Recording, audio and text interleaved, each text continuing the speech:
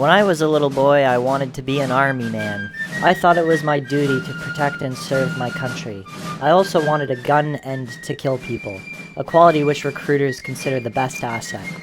But when I was 16, I started smoking weed for 10 years and I never achieved my dreams. Now that I'm old and retarded, my biggest regret is that I didn't contribute my best years to the military-industrial complex, liberating the oppressed and doing amphetamines so I can kill all those children armed with rocks.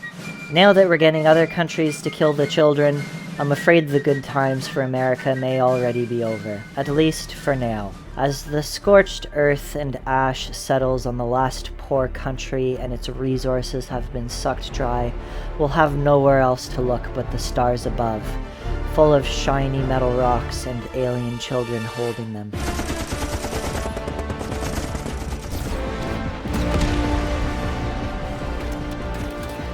HellDivers 2 rocks my socks, and it's so exciting to see a new game that is actually good. Arrowhead took a big gamble adding another live service game to the mix of all the others that immediately went into the waste bin. So far, it's certainly paid off for them with a launch so profitable that their servers didn't work for weeks. It's well deserved as they delivered a game that holds its own as a standalone product and integrated microtransactions that are far less predatory than some of my elementary school teachers. The developers at Arrowhead have an obvious passion for making good games and did not let that become compromised to try and make a quick buck. There are many gameplay mechanics that demonstrate that actual souls worked hard on HellDivers 2, and they knew what gamers would find fun. The story of HellDivers is an intentional play on Starship Troopers, a sci-fi movie about a group of high school friends who sign up to defend the Earth from evil bugs. When I was younger, I was enthralled by Starship Troopers because I had an autistic-level obsession with the G36 rifle, another reason I'd make a great army man. HellDivers draws from both the idea of killing bugs and the satirical subtext of how important it is to feed the hungry war machine. In HellDivers 2, democracy is under attack from the butt and the mouth.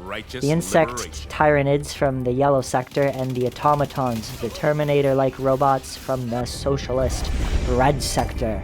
The world building itself is solid and the satire is pretty entertaining on a few levels. The media is in-your-face funny, and there's more subtle clues like the pods looking like bullets, and the constant collateral damage that alludes to your heroes being completely disposable assets. The story isn't too robust at the moment, but since this is a live service, I'm hoping that at this stage they are intending to solidify things from a world-building perspective, and then there will be some sort of overarching story that builds on the satire already established. The gameplay loop consists of you looking at a galaxy map and seeing where the fight is at. The community's wins and losses push and pull the tide of the front lines. Each win or loss contributes or hinders the liberation of a planet, and the planets available depend on where the front lines are. Each world has a different color with environmental hazards, so they all feel pretty unique. Some of them have even picked up meme notoriety for how intense they are. So now that you've picked your world, you can choose a mission or drop in on someone else's, which I typically do because single player is absolute poo-poo. The missions have a decent amount of variety, and within most procedurally generated maps are secondary objectives which can add or take away conditions in the environment, like allowing you to drop extra artillery or taking out turrets that can laser beam you into inexistence from across the map. Your HellDiver has the ability to call in support from above called stratagems, which have their own set of categories like sentries, bombing runs, and additional big guns. You can only use 4 out of your arsenal, so you kind of have to choose wisely, but there are several that are objectively better than the other options, so the choice isn't too difficult. I'm hoping that these see a lot of balance changes to make each option viable in their own way. Regardless, stratagems are a lot of fun since they're extremely powerful and have a big presence in the world when dropped in.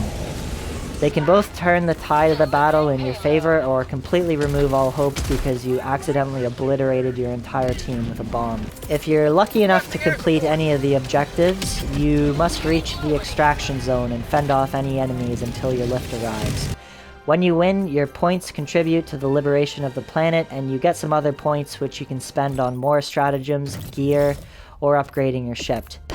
The developers were generous with what you can get with in-game currency, Even some of the paid stuff you can get for free if you work hard enough on it. And if you don't want to pay, it's at least half of what any standard season's battle pass is.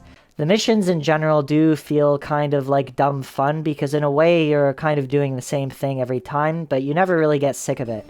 There are so many variations like stratagem choice, mission objectives, and the environments that although it's somewhat repetitive, it always stays exciting. The extractions can be genuinely heart-pumping when you're overrun scrambling to survive. I wish there was more verticality in the environments, but maybe that will come in the future. There has been a consistent release of new content, including enemies and new vehicles, which has kept things pretty fresh since release. The gunplay is probably the best third-person shooting has ever been, and I won't be surprised if this becomes a standard moving forward. All of the guns have sway proportional to their size, which is tracked by your reticle, and this translates to a really tangible feel behind all the weapons. They also have ADS when you need to pump lead with precision, and feels as good as any other FPS. Movement is pretty solid, but you do get hung up occasionally on bullshit, and I wish there was a little bit more Assassin's Creed agility, but maybe that's a little too much to ask since we're just a bunch of big dumb idiots with guns. The graphics are pretty good for a modern game, and the environments seem a lot nicer looking now than they did at release for some reason, probably due to all the environmental effects they added. Visually, the most impressive aspect is the ordnance called in from stratagems, which feels like I'm back in Nam getting my vitamin PTSD. The audio is also good, with all the guns and stratagems sounding as impactful as the carnage they deliver. I wish there was more variety in the soundtrack. Hearing the same two musical scores every mission adds to the sensation of the repetitiveness. There are a lot of smaller cool touches in the game, like the destroyers above the planet. You see other HellDivers outside of your mission dropping in and calling in stratagems, both when you're on the ground and in the air. Each mission is at a different location on the planet, and since there's a day and night cycle, they can be in the sun, shade, or transition from one to the other. In a nutshell, this is the best co-op game in the last little while, and the hype is deserved.